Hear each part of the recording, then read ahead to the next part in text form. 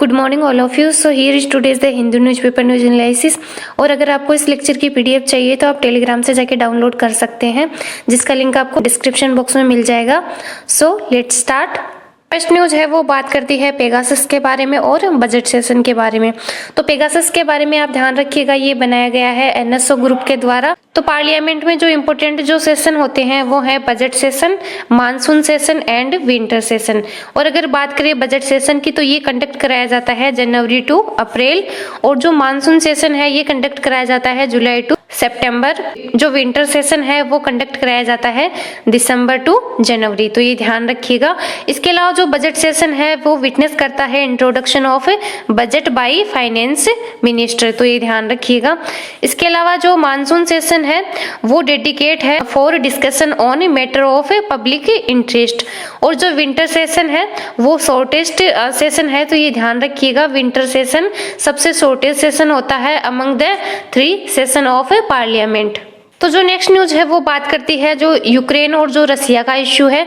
तो इसके बारे में एक एडिटोरियल भी दिया हुआ है आज, तो इसके बारे में हम आगे डिस्कस करेंगे। लेकिन जो यूक्रेन की जो लोकेशन है वो हम देख लेते हैं। ये है यूक्रेन, जिसकी कैपिटल है कीव, और ये बॉर्डर टच करता है रसिया के साथ में, बेलारूस के साथ में, पोलैंड के साथ में, स्लोवाकिया के साथ में, हंगरी के साथ में, रोमानिया के साथ में एंड मोल्डोवा के साथ में। ये है क्रीमिया, जो कि हत्या लिया गया था रसिया के द्वारा इन 2014। इसी कारण जो रसिया है उसकी जो G8 ऑर्गेनाइजेशन से मेंबरशिप है वो रद्द कर दी गई थी, जो अभी एग्जिस्टेंस में है G7 के रूप में। और जो G7 है इसे बनाया गया था 1975 में। तो ये ध्यान रखिएगा। जो नेक्स्ट न्यूज है वो बात करती है बॉम्ब साइक्लोन के बारे में, जो कि अभी आया था ईस्टर्न यूएसए में। जो नेक्स्ट न्यूज है वो बात करती है इजराइल और इंडिया के जो रिलेशन है उनके बारे में। अभी दोनों कंट्रीज के जो रिलेशन है उनको 30 ईयर कंप्लीट हो रहे हैं, तो उसके रिगार्डिंग ये न्यूज है। तो जो इजराइल है उसकी लोकेशन हम देख लेते हैं। तो ये है इजराइल, जो कि बॉर्डर टच करता है लेबनान के साथ में, सीरिया के साथ में, जॉर्डन के साथ में, इजिप्ट के साथ में और रेड सी के साथ में एंड मेडिटेरियन सी के साथ में। ये है वेस्ट बैंक, ये है गाजा और ये है डेड सी, जो कि लोकेटेड है इजराइल, पैलेस्तीन और जॉर्डन के बीच में। तो ये ध्यान रखिएगा। इसके अलावा जो गोलन हाइट है वो डिस्प्यूट का मैटर रहता है सीरिया और इजराइल के बीच में।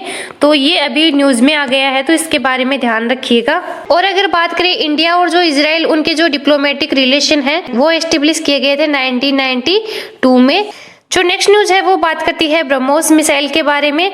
तो इसमें याद रखिए अभी जो ये मिसाइल है उसके रिगार्डिंग एक डील साइन की गई है फिलीपींस के द्वारा।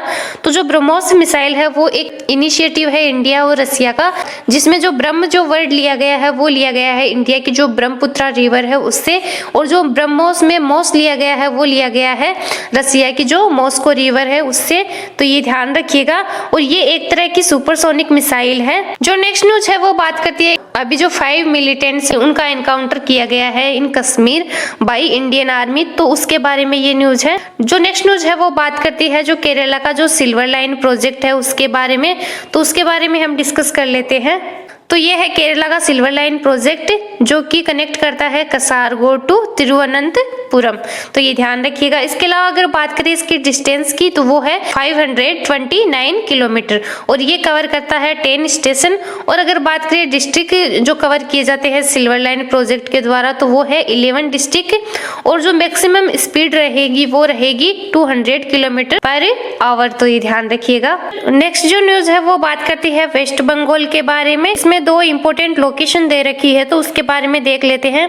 तो जो संतरागाछी झील है वो लोकेटेड है वेस्ट बंगाल में। तो ये ध्यान रखिएगा ये कहाँ पे लोकेटेड है, तो ये वेस्ट बंगाल में लोकेटेड है। इसमें एक बर्ड सेंचुरी का मेंशन किया गया है, तो वो है कुलिक बर्ड सेंचुरी। तो इसके बारे में हम देख लेते हैं। तो जो कुलिक बर्ड सेंचुरी है उसे रायगंज वाइल्ड लाइफ सेंचुरी के नाम से भी जाना जाता है। तो ये ध्यान रखिएगा। और ये लोकेटेड है इन वेस्ट बंगाल। और अगर बात करें जो MEE रिपोर्ट है उसमें कहा गया है कि जो बंगाल की जो जल्दापारा नेशनल पार्क है और जो रायगंज वाइल्ड लाइफ सेंचुरी है और जो हिमाचल प्रदेश की जो सेंज एंड तीर्थन जो वाइल्ड लाइफ सेंचुरी है और जो ग्रेट हिमालय नेशनल पार्क है वो डिक्लेयर किए गए हैं as top 5 national park and wildlife sanctuaries in India. तो आगे एडिटोरियल से, तो जो फर्स्ट वाला एडिटोरियल है वो बात करता है बजट के बारे में। तो अभी जो कल बजट आएगा तो इसको आप स्किप कर सकते हैं। इसमें एक इंपॉर्टेंट रिपोर्ट के बारे में बोला गया है, तो वो रिपोर्ट है इनइक्वालिटी किल्स रिपोर्ट, जो कि पब्लिश की गई है ऑक्सफैम इंटरनेशनल के द्वारा। तो ये रिपोर्ट ध्यान रखिएगा, ये किसके द्वारा पब्लिश की जाती है, तो ये की जाती है ऑक्सफैम इंटरनेशनल के द्वारा। जो नेक्स्ट एडिटोरियल है वो बात करता है महात्मा गांधी के बारे में। तो इसमें आप एक चीज ध्यान रखिएगा, जो चंपारण सत्याग्रह है वो हुआ था 1917 में, और जो खेड़ा सत्याग्रह है वो हुआ था 1918 में, और जो अहमदाबाद मिल स्ट्राइक हुई थी वो हुई थी 1918 में। तो ये ध्यान रखिएगा। तो ये वाला एडिटोरियल बात करता है जो रसिया और जो यूक्रेन का इश्यू चल रहा है अभी उसके बारे में। तो इसके बारे में हम देख लेते हैं। तो जो रसिया है उससे पहले एक और ऑर्गेनाइजेशन हुआ करता जो था USSR, जिसका जो विघटन है वो हुआ था 1991 में। उसके बाद में जो रसिया के आसपास की जितनी भी कंट्रीज थी उनको एक फ्री कंट्री के रूप में रिकॉग्नाइज किया जाने लगा, और जो USSR से जो भी कंट्री जो अलग हुई थी उनके द्वारा नाटो जो ऑर्गेनाइजेशन है उसको ज्वाइन कर लिया गया था। और ऐसा कहा जाता है कि जो नाटो है वो काम करता है अगेंस्ट रसिया। जो यूएसए है वो चाहता है कि जो यूक्रेन वो नाटो का मेंबर बने, लेकिन जो रसिया है वो नहीं चाहता कि जो यूक्रेन है वो नाटो की मेंबरशिप है वो एक्सेप्ट करे, क्योंकि इसमें बोला गया है कि अगर यूक्रेन के द्वारा अगर नाटो को ज्वाइन कर लिया गया तो जो अदर कंट्रीज है रसिया की जो पड़ोसी कंट्रीज है उनके बीच में एक यूनिटी आ जाएगी। अगर ऐसी मिजरेबल कंडीशन आती है कि जो पड़ोसी कंट्री है रसिया की उनको अगर एक्शन लेना पड़े रसिया के खिलाफ, क्योंकि जो नाटो की जो यूनिटी है काफी इंपोर्टेंट है अगर बात करें अकेले रसिया की, तो क्योंकि अगर एक भी कंट्री के ऊपर कोई भी ऐसे संकट आता है नाटो मेंबर है तो जो सारी कंट्रीज है नाटो ऑर्गेनाइजेशन की वो एकजुट हो जाती है। तो इसलिए जो रसिया है वो नहीं चाहता कि जो यूक्रेन है वो नाटो को ज्वाइन करे, लेकिन जो यूएसए है वो चाहता है जो यूक्रेन है उसके द्वारा नाटो को ज्वाइन किया जाए। तो ये इश्यू चल रहा है अभी रसिया और यूक्रेन को लेकर, तो ये ध्यान रखिएगा। और अगर बात करें नाटो की तो इसे बनाया गया था 1949 में, और जो इसका हेडक्वार्टर है वो है ब्रुसेल्स बेल्जियम में। तो ये ध्यान रखिएगा। इसके अलावा जो नेक्स्ट एडिटोरियल है वो बात करता है महाराष्ट्र में जो 12 जो बीजेपी के जो एमएलए हैं उनको सस्पेंड कर दिया गया था वहां की गवर्नमेंट के द्वारा। तो उनके द्वारा अभी जो सुप्रीम कोर्ट में अर्जी लगाई गई थी, तो सुप्रीम कोर्ट के द्वारा कहा गया है कि 1 साल से ज्यादा हो गया है लेकिन उनसे रिलेटेड कोई भी एक्शन नहीं लिया गया है। और अगर बात करें कॉन्स्टिट्यूशन की तो उसमें लिखा गया है कि जो एमएलएज हैं 60 दिन तक जो असेंबली है उसको अटेंड नहीं करते तो उनकी सीट वेकेंट हो जाती है। या फिर अगर बात करें डेथ के मामले में तो जो अगर किसी जो एमएलए है उसकी डेथ हो जाती है तो उसके लिए इलेक्शन दोबारा करवाने पड़ते हैं विद इन द 6 मंथ। तो ऐसा कुछ नहीं हुआ है। तो ये सुप्रीम कोर्ट के द्वारा बोला गया है कि जो अभी जो सस्पेंड कर दिए गए हैं जो एमएलए तो उनकी जो मेंबरशिप है वो दोबारा बहाल कर दी गई है। तो ये बोला गया है इस एडिटोरियल में। जो नेक्स्ट एडिटोरियल है वो बात करता है म्यांमार के बारे में।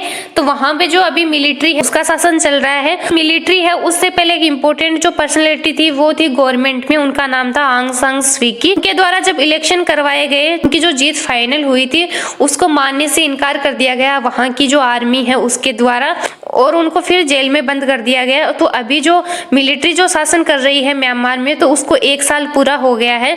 तो उसके बारे में ये एडिटोरियल है कि इंडिया इसको कैसे लेके चलता है। इसमें एक इम्पोर्टेंट जो ऑर्गेनाइजेशन है वो दे रखा है वो है आसियान, जो कि रिलेटेड है जो बैंकॉक डिक्लेरेशन है उससे। तो ये ध्यान रखिएगा बैंकॉक जो डिक्लेरेशन है वो किससे रिलेटेड है, तो वो है आसियान से।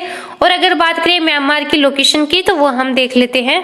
तो ये है म्यांमार जो कि इंडिया के साथ बॉर्डर टच करता है अरुणाचल प्रदेश के साथ में, नागालैंड के साथ में, मणिपुर के साथ में एंड मिजोरम के साथ में। और जो लार्जेस्ट बॉर्डर एरिया टच किया जाता है म्यांमार के साथ में तो वो किया जाता है अरुणाचल प्रदेश के साथ में। तो ये ध्यान रखिएगा सबसे ज्यादा बॉर्डर टच कौन सा स्टेट करता है इंडिया का, तो वो है अरुणाचल प्रदेश। क्योंकि अभी म्यांमार न्यूज में है तो ये काफी इंपोर्टेंट हो जाता है। सो आज का लेक्चर यहीं कंप्लीट करते हैं। वीडियो अच्छी लगी तो लाइक कीजिएगा, शेयर कीजिएगा और चैनल को सब्सक्राइब कीजिएगा।